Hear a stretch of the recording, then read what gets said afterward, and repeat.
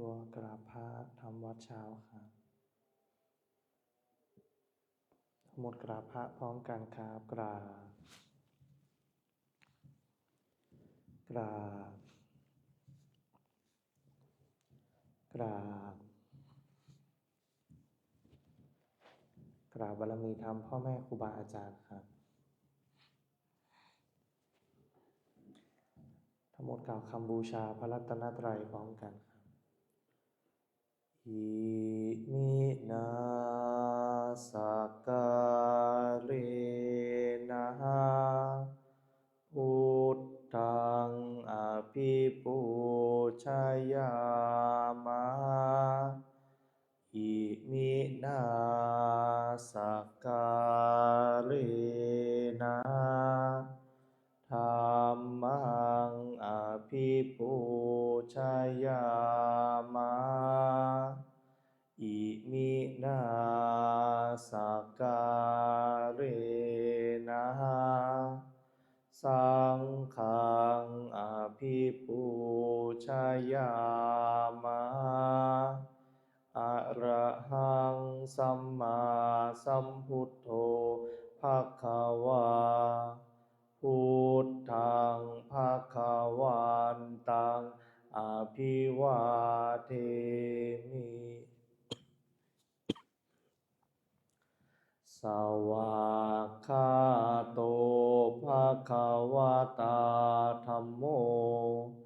ธัมมังนามัสสามิสุปฏิปันโนภควโตสาวกสังโฆสังฆังนะมามิเปิดหนังสือหน้าสี่ท่านธรรมยังพุทธัสสะภะคะวะโตปุพพภาคณมะการังกะโรมาเซนะโมตัสสะภะคะวะโตอะระหะโตสัมมาสัมพุทธัสสะนะโม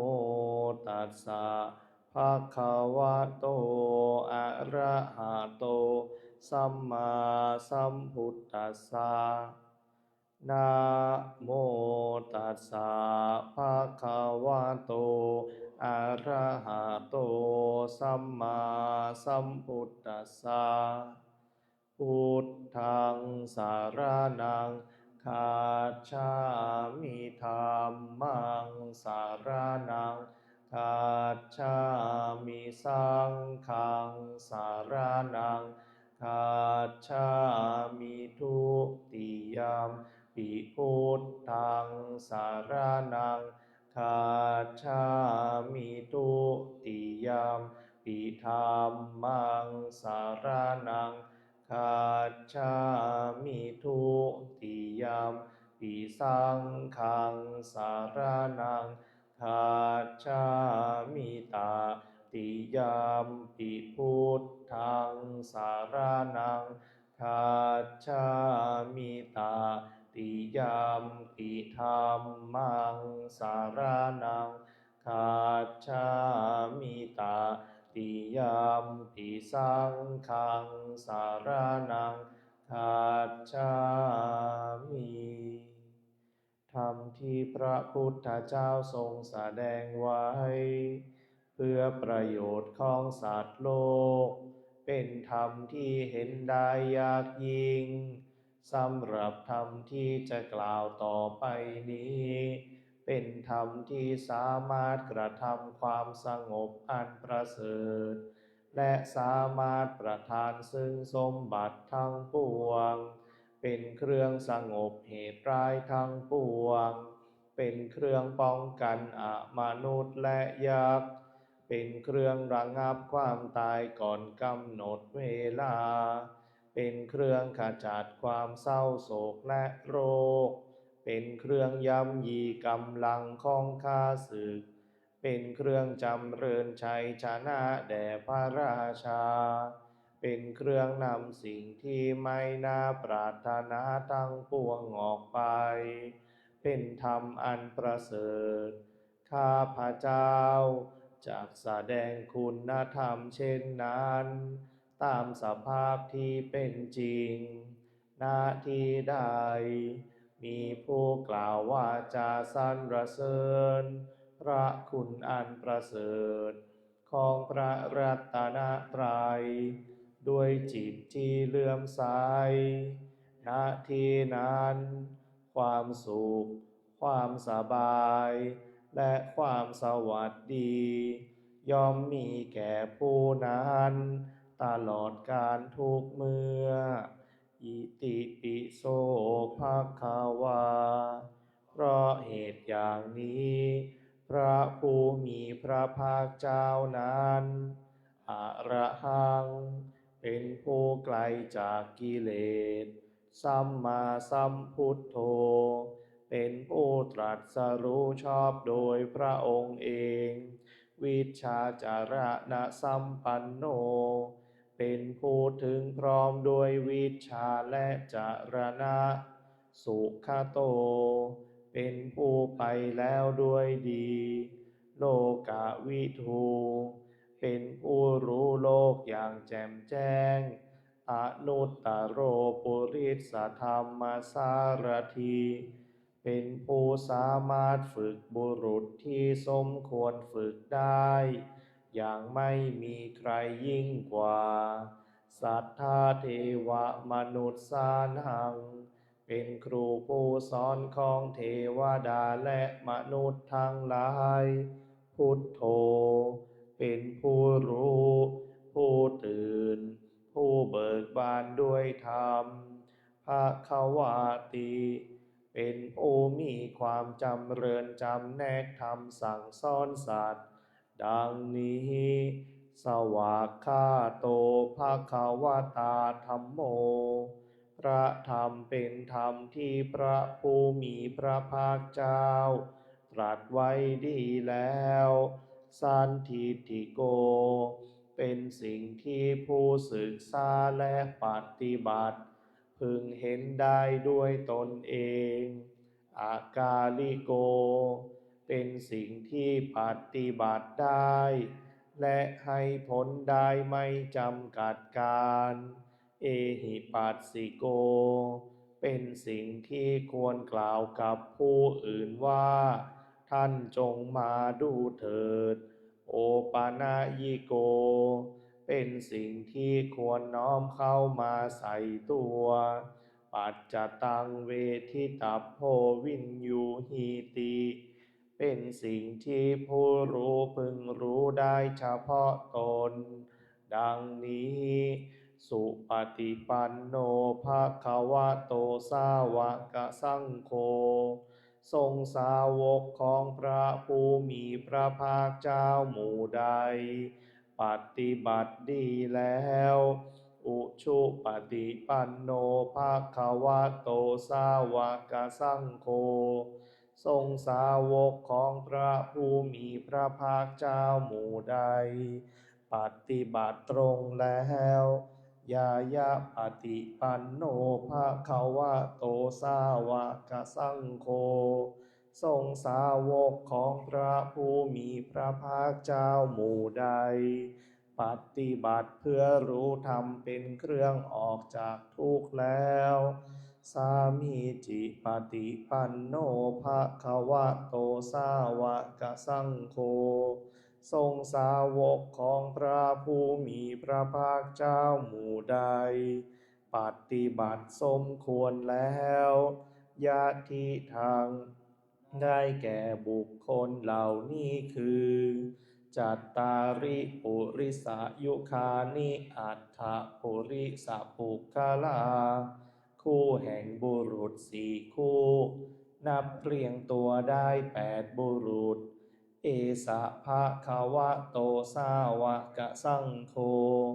นั่นแหละทรงสาวกของพระผู้มีพระภาคเจ้าอาหุนายโย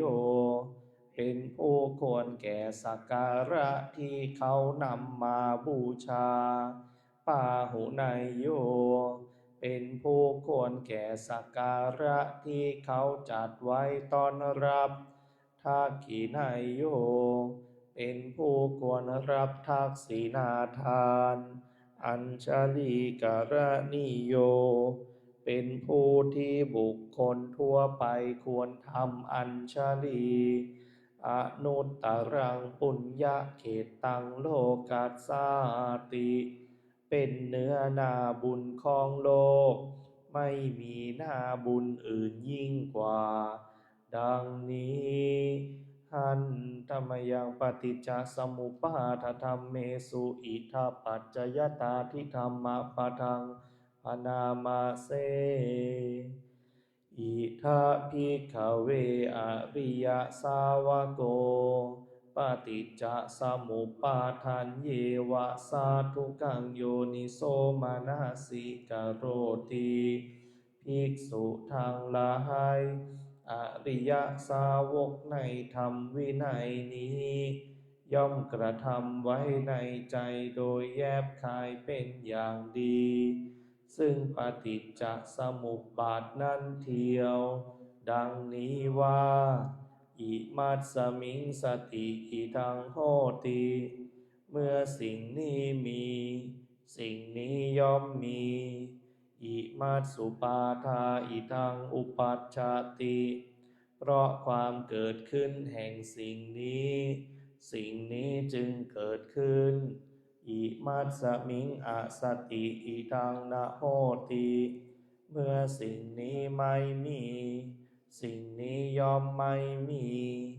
อิมัสสะนิโรธาอิทังนิรุจจติเพราะความดับไปแห่งสิ่งนี้สิ่งนี้จึงดับไปยะทิทางได้แก่สิ่งเหล่านี้คืออวิชชาปัจจยาสังขาราเพราะมีอวิชชาเป็นปัจจัยจึงมีสังขารทั้งหลายสังขาราปัจจยาวิญญาณังเพราะมีสังขารเป็นปัจจัยจึงมีวิญญาณวิญญาณปัจจยานามรูปังเพราะมีวิญญาณเป็นปัจจัยจึงมีนามรูปนามรูปปัจจยาสาลายตนังเพราะมีนามรูปเป็นปัจจัยจึงมีสาลายตนะสาลายตนะปัจจยาภัสโสเพราะมีสาลายตนะเป็นปัจจัยจึงมีผัสสะผัสสะปัจจยาเวทนา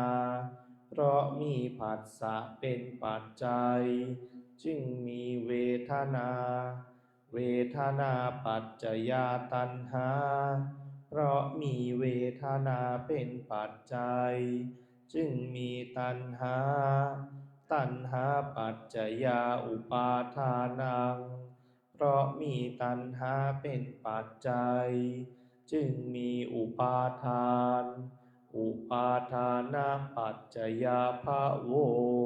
เพราะมีอุปาทานเป็นปัจจัยจึงมีภพภาวะปัจจยาชาติเพราะมีภพเป็นปัจจัย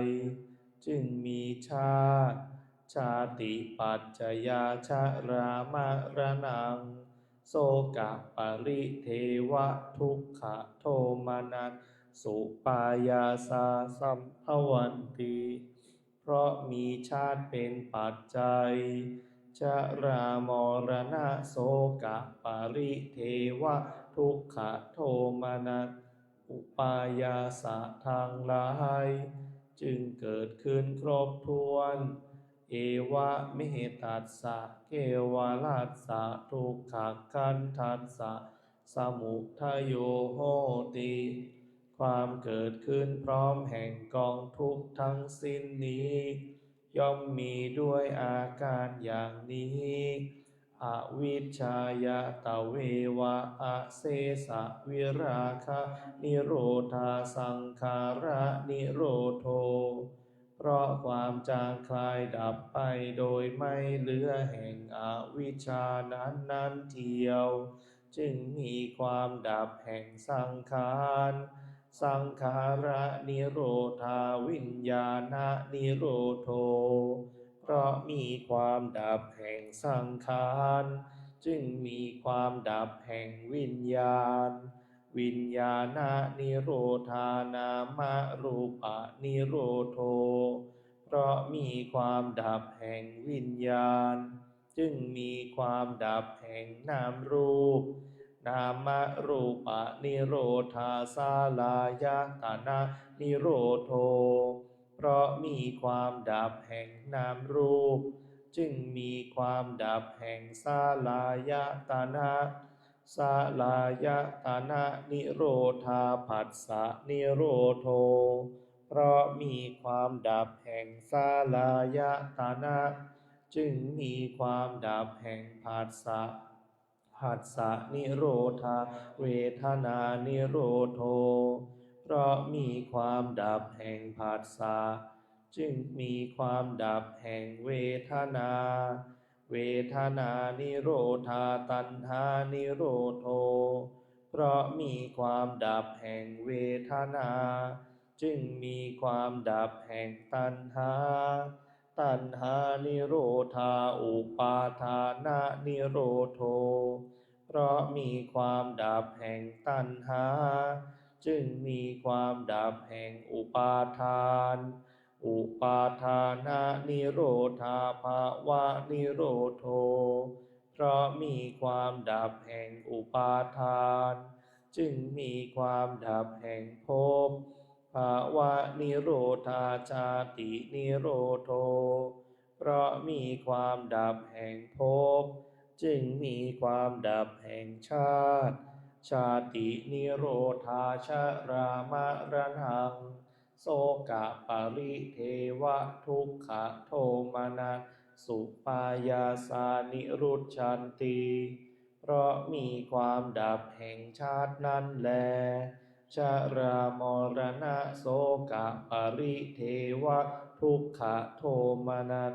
อุปายาสะทางหลายจึงดับสิ้นเอวะเมตัสสะเกวลัสสะทุกขคันทัสสะนิโรโธโหติติความดับลงแห่งกองทุกข์ทั้งสิ้นนี้ย่อมมีด้วยอาการอย่างนี้ดังนี้